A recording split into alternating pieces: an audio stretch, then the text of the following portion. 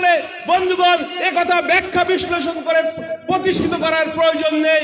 বন্ধুগণ আমরা দেখতে পাচ্ছি কি পরিমাণ দুর্নীতি, দিনের পর দুর্নীতি চোখের সামনে চলে আসছে। শিক্ষা ক্ষেত্রে দুর্নীতি, স্বাস্থ্য ক্ষেত্রে দুর্নীতি, আবাসন ক্ষেত্রে দুর্নীতি, যে দিকে তাকাবেন শুধু দুর্নীতি, লুটতরাজ চলছে, তোলাবাজি চলছে আর কাটমানি চলছে। বন্ধুগণ যে শিক্ষিত যুব সমাজ শিক্ষা অর্জন করেছিল, চাকরির যোগ্যতার পরীক্ষায় তারা উত্তীর্ণ হয়েছিল, তাদেরকে আজকে স্কুলে গিয়ে শিক্ষাদান করার কথা ছিল। সাধারণ নাগরিক সমাজের আপনার সন্তানকে শিক্ষিত করবে, এটাই তাদের স্বপ্ন ছিল। এ সরকার তাদের সেই চাকরিটাকে কেড়ে নিয়েছে, তাদের স্বপ্নকে চুরমার করে দিয়েছে, তাদেরকে গাছতলায় বসিয়ে দিয়েছে। ওই কলকাতায় মহাত্মা গান্ধীর স্ট্যাচুর নিচে তাদেরকে বসিয়ে দিয়েছে, তাদেরকে মাতঙ্গিনী হাজরার স্ট্যাচুর নিচে বসিয়ে দিয়েছে, দিয়ে তাদেরকে ধুলোয় ধূসরিত করে তাদের স্বপ্নকে শেষ করে দিয়েছে। তাই শিক্ষিত সমাজের মেরুদণ্ডকে ভেঙে দিয়েছে। আমি বলছিলাম যে ভোট আসে ভোট যায়, এ সরকার কখনো এ দল যেতে কখনো ও দল যেতে, আপনি জিতছেন কি? বন্ধুগণ শুধু শিক্ষিত যুব সমাজের তাদের স্বপ্নকে চুরমার করে দেয়নি, বরং স্কুলগুলোতে মমতা ব্যানার্জি বিপুল পরিমাণ ঘুষের টাকা খেয়ে সেখানে অযোগ্যদেরকে স্কুলে নিয়োগ করেছে, এবং তারা এতটাই অযোগ্য যে তারা রক্ত বানান লিখতে গিয়ে তাদের মুখে রক্ত উঠে যায়, তারা সামান্য যোগ বিয়োগ গুণ ভাগ পর্যন্ত করতে পারে না। এ সমস্ত অযোগ্য অশিক্ষিত মানুষদেরকে এই মমতা ব্যানার্জি দুর্নীতি সরকার দস্যু রানী যারা যুব চরিত্রকে শেষ করে দিয়ে শব্দকে শেষ করে দিয়েছে, তাদেরকে তারা স্কুলে নিয়োগ দিয়েছে। আর ওই সরকারি প্রাইমারি স্কুলে কারা পড়ে? আপনি ভ্যানওয়ালা, আপনি সবজিওয়ালা, আপনি কৃষক, আপনি মজদুর, আপনার সন্তান পড়ে। অর্থাৎ আপনি যে ভাবছিলেন যে আপনার সন্তানকে উচ্চশিক্ষায় শিক্ষিত করবেন, উচ্চশিক্ষা তো দূরের কথা, এ সরকার আপনার স্বপ্নকে নস্যাৎ করে দিয়ে আপনার সন্তানকে মূর্খ বানাতে চায়, অজ্ঞ বানাতে চায়। এ লুটেরাদের এটাই কাজ যে আগামীর প্রজন্মকে অশিক্ষিত করে রাখবে, ধ্বংস করে দেবে। যদি তাদেরকে অশিক্ষিত করে না রাখা যায়, তারা আগামীতে আরো প্রশ্ন করবে। সেই জন্যই বন্ধুগণ আমরা দেখতে পাচ্ছি যে অযোগ্যদেরকে স্কুলে নিয়োগ দিচ্ছে এবং দুর্নীতি আজকে প্রমাণিত, যার জন্য আমরা দেখতে পাচ্ছি গোটা শিক্ষা দপ্তর তারা আজকে জেলের ভাত খাচ্ছে।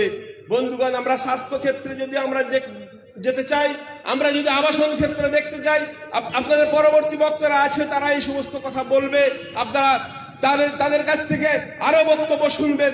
বন্ধুগণ আমরা বলতে চাই যে তৃণমূল সরকারের উপরে আমরা নির্ভর করি, বিশেষত সংখ্যালঘু এবং মুসলিম সম্প্রদায়, যে তৃণমূল নাকি বিজেপিকে রুখবে। বন্ধুগণ এই কথাটা যে কতটা অবাস্তব, কতটা মিথ্যা, আমরা একটা দুটো উদাহরণ দিলেই আপনারা বুঝতে পারবেন। ভারতবর্ষের যত ল্যান্ড সম্পত্তি আছে, মূলত তিনটি জায়গায় বেশি সম্পত্তি আছে। একটি হচ্ছে রেল দপ্তর, রেল দপ্তরের হাতে সবচেয়ে বেশি এই জমি সম্পদ রয়েছে। এরপরে রয়েছে প্রতিরক্ষা খাতে সবচেয়ে বেশি সম্পদ রয়েছে। এরপরে রয়েছে ওয়াকফ সম্পত্তি, মুসলমানদের ওয়াকফ সম্পত্তি। মুসলমান আমাদের পূর্বপুরুষরা, তারা ধর্মপ্রাণ মানুষেরা এই সম্পত্তিগুলো স্রষ্টার আল্লাহর রাস্তায় দান করে দিয়ে গেছে। মসজিদ, মাদ্রাসা, খানকা, কবরস্থান বিভিন্ন জায়গায় দান করে দিয়ে গেছে, যে এখান থেকে মুসলমানরা উপকৃত হবে, মুসলিম সমাজের মান উন্নয়ন হবে, মাদ্রাসা গড়া হবে, এতিমখানা গড়া হবে। বন্ধুগণ এই ফ্যাসিস্ট সরকার, কেন্দ্রের মোদী সরকার, নরেন্দ্র মোদী সরকার, তারা একটি মাত্র বাবরি মসজিদ ভেঙে ক্ষান্ত হয় নাই, জোর করে একটি বাবরি মসজিদ ভেঙে ক্ষান্ত হয় নাই।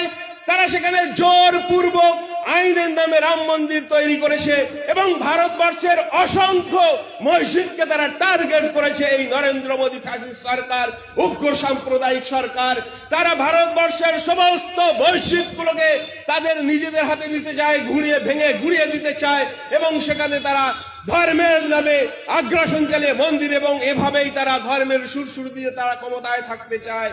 বন্ধুগণ, আমরা বলতে চাই তারা আরো নীল নকশা তৈরি করেছে যে শুধু গুটি কয়েক মসজিদকে দখল করলে হবে না, বরং লক্ষ লক্ষ কোটি কোটি টাকার এই যে ওয়াকফ সম্পত্তি, সেই সম্পত্তিগুলো, যে সম্পত্তিগুলো মুসলমানরা পরিচালনা করে, যেগুলো মুসলমানদের হাতে রয়েছে, মসজিদগুলো নিয়ন্ত্রণ মুসলমানদের হাতে রয়েছে, মাদ্রাসাগুলো, এতিমখানার নিয়ন্ত্রণগুলো মুসলমানদের হাতে রয়েছে, কবরস্থান মুসলমানদের, ঈদগাহ রয়েছে মুসলমানদের হাতে, সেগুলোকে করায়ত্ত করতে হবে, মুসলমানদের হাত থেকে কেড়ে নিতে হবে, মুসলমানদেরকে এখানে দ্বিতীয় শ্রেণীর নাগরিকে পরিণত করতে হবে। তার জন্য তারা টার্গেট করেছে যে ওয়াকফ সম্পত্তি, ওয়াকফ সংশোধনী বিল এনে সেটাকে সংশোধন করতে হবে, হেফাজত করতে হবে। আসলে ওয়াকফ সংশোধনী বিল হেফাজতের নামে গোটা ওয়াকফ সম্পত্তিকে এই বিজেপি সরকার, নরেন্দ্র মোদী সরকার সেটাকে তারা করায়ত্ত করতে চায়, মুসলমানদের হাত থেকে নিতে চায়। আমরা ভাবছি যে তৃণমূল সরকার, এই পশ্চিমবঙ্গের তৃণমূল সরকার হয়তো বুঝিবা বিজেপিকে রুখবে এবং ওয়াকফের সম্পত্তিকে এই নরেন্দ্র মোদী এবং বিজেপি যেভাবে দখল করতে চায় তার বিরুদ্ধে আমাদের দিদিমণি রুখবে। এ ভাবনা মিথ্যা, এ ভাবনা মিথ্যা, এ ভাবনা মিথ্যা। আমরা ইতিপূর্বে যেমন করে দেখেছি যে কেন্দ্রে কংগ্রেস সরকার থাকতো আর পশ্চিমবাংলায় সিপিএম সরকার থাকতো এবং তাদের দিনের পর দিন লড়াই হতো, সেই লড়াইয়ে সামিল হতো প্রান্তিক মানুষ, সাধারণ গ্রামের মানুষ, তারা তাদের জীবনকে উৎসর্গ করত, জীবন দিয়ে দিত। কিন্তু আমরা দেখতাম দশকের পর দশক কেন্দ্রে কংগ্রেস সরকার আর রাজ্যে সিপিএম সরকার, তাদের মধ্যে একটা গোপন বোঝাপড়া ছিল, যেটা যত দিন গেছে সেটা প্রকাশ্যে এসেছে এবং আমরা দেখতে পেয়েছি তারা দশকের পর দশক তারা ক্ষমতায় থেকেছে, কিন্তু শুধুমাত্র রাস্তার মারামারি লড়াইকে আমরা দেখেছি। ঠিক তেমনি আজকের তৃণমূল সরকার যে বিজেপির বিরোধিতা করে সাধারণ মানুষদেরকে, আদিবাসী মানুষদেরকে থেকে, দলিত মানুষদের থেকে, ভ্যান চালক মানুষ, কৃষক, শ্রমিক মানুষদের থেকে এবং মুসলিম সম্প্রদায়ের ভোটকে তারা করায়ত্ত করছে, বলছে আমরা বিজেপিকে রুখবো, উগ্র সাম্প্রদায়িক দলকে রুখবো। কিন্তু আমরা দেখতে পাই যত দেশ বিরোধী আইন এই পার্লামেন্টে আসছে, বিল পাস হচ্ছে, মুসলিম বিরোধী যত আইন, কাশ্মীর থেকে শুরু করে যত আইন তৈরি হচ্ছে, বন্ধুগণ, সমস্ত আইন যখন পার্লামেন্টে পেশ হয় তখন আমরা যাদেরকে ক্রেতা ভেবেছি, আমরা যাদেরকে বিজেপি বিরোধী শক্তি ভেবেছি, সেই শক্তির বিরুদ্ধে এই তৃণমূলের এমপিরা তারা পার্লামেন্ট থেকে তারা ওয়াক আউট করে অথবা গড়হাজির থেকে তারা বিজেপির এই সমস্ত দেশ বিরোধী এবং মুসলিম বিরোধী আইনকে পাশ করতে তারা সহযোগিতা করে দিয়েছে দিনের পর দিন। এরা করবে, এরা বিজেপিকে রুখবে, এরা মুসলমানদেরকে রুখবে, এরা দলিত আদিবাসীদেরকে রুখবে, এরা প্রান্তিক মানুষ, কৃষক, শ্রমিক, মজদুরদের স্বার্থ দেখবে। এ ভাবনা ভুল। এ ভাবনা যত তাড়াতাড়ি আপনি বুঝতে পারবেন তত তাড়াতাড়ি আপনি জিতবেন।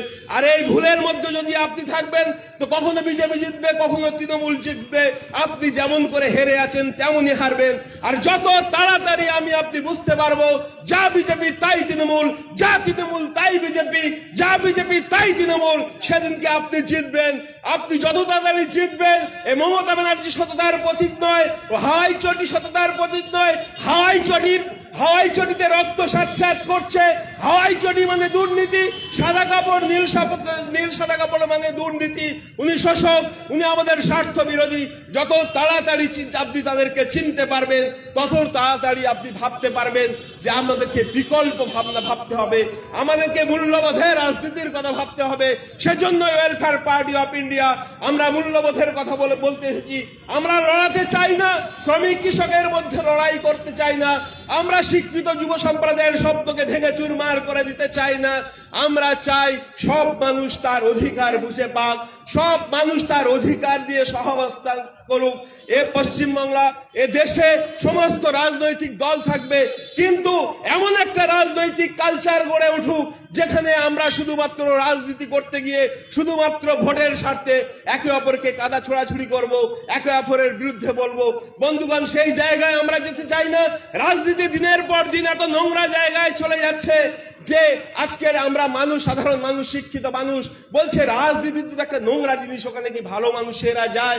বন্ধুগণ, আপনার কথা রেখে আমি কাটছি না, কিন্তু দিনের পর দিন যেভাবে রাজনীতিটা একটা নোংরা জায়গায় চলে যাচ্ছে, আর আমরা যদি সেটাই বলতে থাকি রাজনীতি একটা নোংরা জিনিস, ভালো মানুষেরা কি রাজনীতি করে? এ কথা যত বলতে থাকবো, খারাপ মানুষেরা, চোর ডাকাত গুলো, তোলাবাজ গুলো, কাঠমানিখোর গুলো, তারা তো আরো বেশি করে রাজনীতির আঙিনাটাকে তারা দখল করে নেবে। যে পাড়ার মাতালটা, চোর জোচ্ছরটা কলমে লিখতে গিয়ে তার কলম ভেঙে যায়, সেই লোকটা গ্রামের সদস্য হবে, প্রধান হবে, এমএলএ এমপি হবে, তারা ক্ষমতার শীর্ষে যাবে।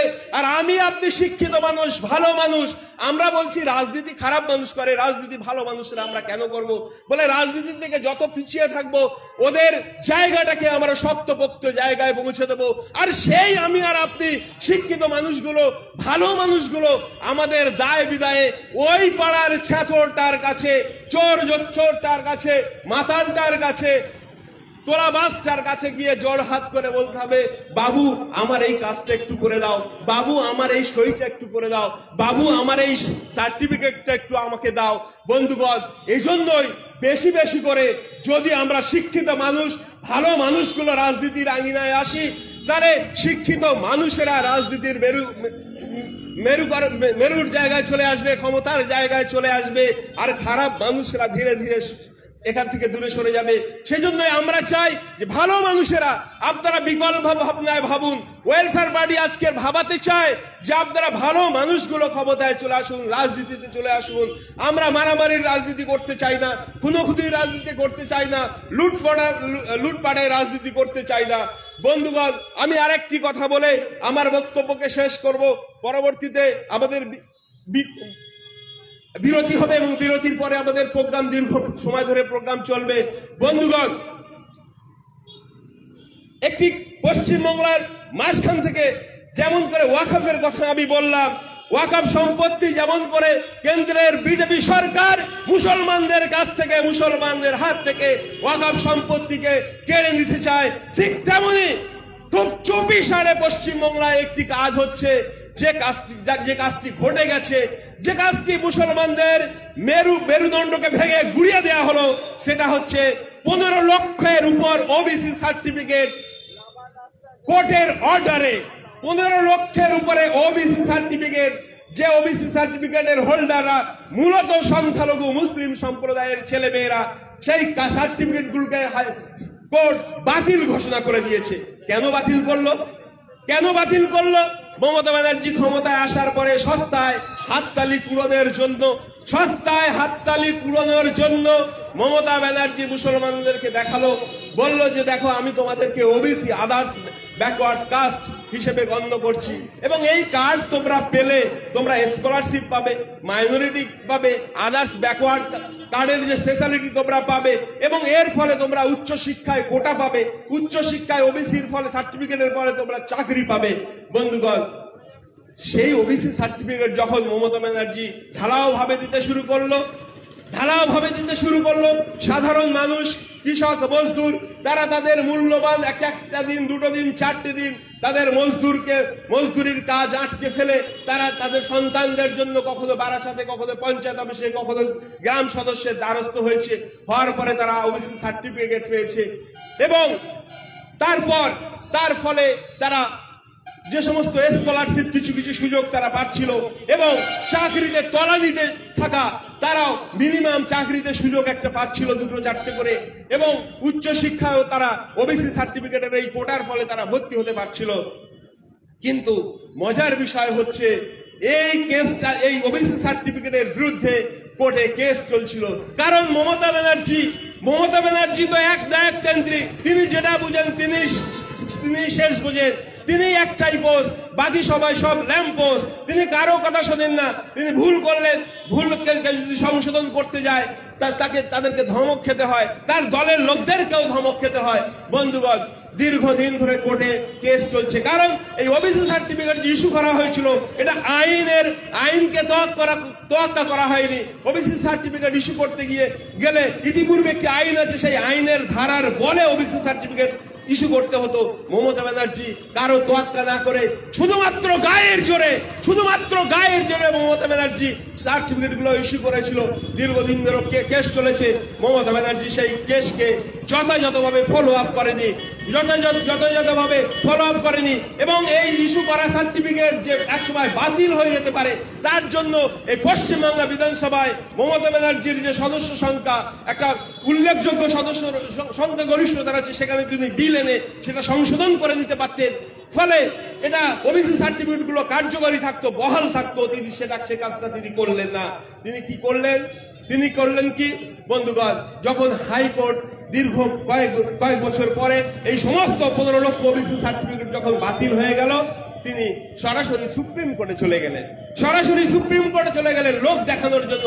কিন্তু আজও তো তিনি বিধানসভায় দাঁড়িয়ে ওবিসি সার্টিফিকেটের যে গলতিগুলো রয়েছে সেগুলোকে তিনি সঠিক করে নিয়ে ওবিসি সার্টিফিকেট গুলোকে পুনর্বহাল তিনি করতে পারতেন, সেদিন যেতে পারতেন, করছে না। এবং মুসলিম সম্প্রদায়ের যারা নেতৃত্বে রয়েছে তাদের সঙ্গে আলোচনায় তিনি বসতে পারতেন। তিনি মমতা ব্যানার্জি, তিনি মুখ্যমন্ত্রী, তাদের সাথে দেখা করছেন না, তাদের সঙ্গে পরামর্শ করছেন না, তাদের সঙ্গে আলোচনা করছেন না। তিনি এতটাই একনায়কতন্ত্রী মানসিকতা বন্ধুগণ। এভাবে সমস্ত ওবিসি সার্টিফিকেট কোর্টের গেরোয় চলে গেছে, বাতিল হয়ে গেছে। যতটুকু সুযোগ সুবিধা ছিল মুসলিম ঘরের ছেলেমেয়েরা ওবিসি সার্টিফিকেটের বলে উচ্চশিক্ষায় সুযোগ পাচ্ছিল, ডাক্তারিতে সুযোগ পাচ্ছিল, ইঞ্জিনিয়ারিং এ সুযোগ পাচ্ছিল, চাকরি ক্ষেত্রে সুযোগ পাচ্ছিল, সমস্ত বিষয়গুলো স্তব্ধ হয়ে গেল, রুদ্ধ হয়ে গেল। শুধু তাই নয়, ওই এত বছর ধরে যে এই সমস্ত যে ওবিসি সার্টিফিকেট যেগুলো বাতিল করা হয়েছে, এই সময়কালীন সময়ে যে সমস্ত মুসলিম ছেলেমেয়েরা চাকরি পেয়েছে, আগামী যে নীল নকশা তৈরি করা হচ্ছে এই ওবিসি সার্টিফিকেটের বলে যেহেতু তারা চাকরি পেয়েছিল, তাদের চাকরিগুলোকেও কেড়ে নেওয়া হবে। বন্ধুগণ, এই মমতা ব্যানার্জি বিজেপিকে রুখবে আমরা ভরসা করছি। বন্ধুগণ, এই হচ্ছে মমতা ব্যানার্জির চরিত্র। বন্ধুগণ, আমরা বলতে চাই যেদিকে বলা হয় না, অভাগা যেদিকে তাকায় সেদিকেই শুকিয়ে যায়, অভাগা যেদিকে তাকায় সেদিকেই শুকিয়ে যায়। মমতা ব্যানার্জি যেদিকেই তাকায় সেদিকেই শুকিয়ে যায়। কোন নির্দিষ্ট অর্থনৈতিক তার দিশা নেই, গাইডলাইন নেই, তার কোনো সাংস্কৃতিক কালচার নেই। বন্ধুগণ, আমরা দেখতে পাই যে যুব চরিত্রকে, যুব শিক্ষিত যুব সমাজকে যারা তার মেরুদণ্ডটাকে শব্দকে যেমন চুরমার করে তাদের চাকরিগুলো কেড়ে নিয়ে রাস্তায় দাঁড় করিয়ে দিয়েছে। বন্ধুগণ, একজন সুস্থ মানুষও বলবে না যে মদ একটি ভালো জিনিস। যে ঘরে একটি মদ্যপ সন্তান আছে সেই ঘরের মানুষদেরকে জিজ্ঞেস করে দেখুন সেই সংসারটা কি অবস্থায় রয়েছে। বন্ধুগণ, মাননীয় মুখ্যমন্ত্রী মমতা ব্যানার্জি, যাদেরকে আমরা দিদি বলি, মায়ের মতন, তিনি এই পশ্চিমবঙ্গের যুব সমাজকে তার সন্তানদের হাতে সস্তায় মদের পাউচ তুলে দিচ্ছে। কোন মা তার সন্তানের হাতে মদের বোতল তুলে দিতে পারে, সস্তায় তুলে দিতে পারে? মমতা ব্যানার্জি ক্ষমতায় আসার পরে অর্থনৈতিক উন্নতির নামে ঢালাও ভাবে মদের লাইসেন্স দিচ্ছেন, পাড়ায় পাড়ায় মদের লাইসেন্স দিচ্ছেন, যুবকদের হাতে মদের পাউচ ধরিয়ে দিচ্ছেন। ফলে সংসারে অশান্তি। আমরা ওয়েলফেয়ার পার্টি মমতা ব্যানার্জির এই মদ নীতির তীব্র ধিক্কার জানাই, এর বিরুদ্ধে ধিক্কার জানাই, নিন্দা জানাই। এবং ওয়েলফেয়ার পার্টি তার সূচনা লগ্নের কিছুদিন পর থেকে আমরা লাগাতার মদের বিরুদ্ধে আন্দোলন করে চলেছি।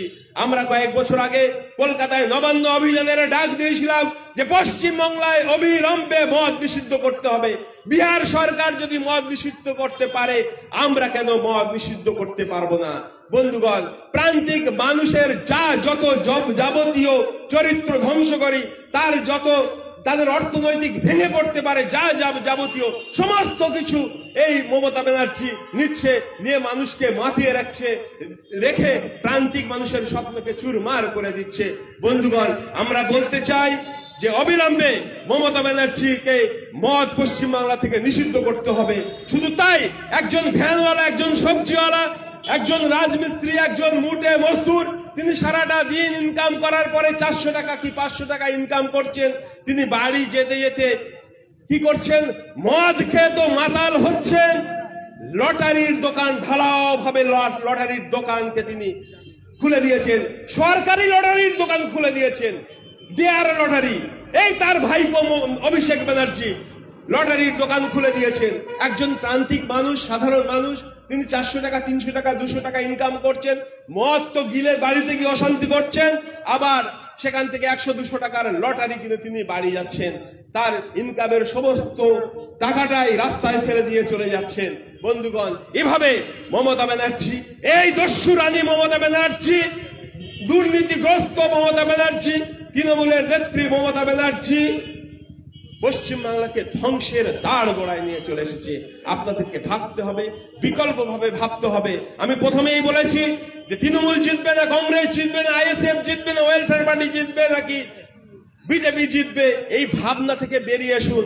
আপনি ভাবুন, আপনি যদি এদেরকে চিনতে পারেন, এই চরিত্রকে যদি আপনি চিনতে পারেন, তাহলে আপনি জিতবেন। আপনি সঠিক রাজনৈতিক দলের প্ল্যাটফর্মে আসবেন, সঠিক ব্যক্তিকে চিনবেন। আর সেই সঠিক ব্যক্তি আব্দুল নঈম মল্লিককে আপনারা ভোট দেন। 13ই নভেম্বর 4 নম্বর চিহ্ন গ্যাস চিহ্নে আপনি ভোট দিয়ে আপনি সৎ ব্যক্তির সাথে থাকলেন, ন্যায় প্রতিষ্ঠার সংগ্রামের সাথে থাকলেন, মূল্যবোধ ভিত্তিক রাজনৈতিক দলের সাথে থাকলেন, বিকল্প রাজনৈতিক দলের সঙ্গে থাকলেন। আপনি ভালো মানুষ, একটা ভালো রাজনৈতিক দলে ভোট দিলেন, এই অনুভূতিটাই আপনাকে আনন্দ দেবে। বন্ধুগণ, জিতুক যে জিতবে জিতবে, আমরা তো আশা করি আমরাও জিতবো। বন্ধুগণ, এই মুহূর্তে অন্তত আপনি জিতুন, গ্যাস চিহ্নে ভোট দিয়ে আপনি জিতুন। এবং এই সমস্ত অপশক্তি এবং যারা এতদিন ধরে আমাদের সঙ্গে, এই সাধারণ মানুষের সঙ্গে প্রতারণা করছে, তাদেরকে আপনি যে চিনলেন, তাদেরকে একটা মেসেজ দেন যে এত হাজার মানুষ আমরা ওয়েলফেয়ার পার্টিকে ভোট দিয়েছি এবং আগামীর ভাবনা, আগামীর পশ্চিমবঙ্গ বাংলা, আগামীর ভারতবর্ষ ওয়েলফেয়ার পার্টির ভারতবর্ষ। এই বলে আমি আমার সংক্ষিপ্ত বক্তব্য শেষ করছি এবং আমরা সাথে সাথে আপাতত মাগরিবের নামাজের বিরতি ঘোষণা করছি। সন্ধ্যার পরে আমাদের প্রোগ্রাম আবার চলবে। ধন্যবাদ।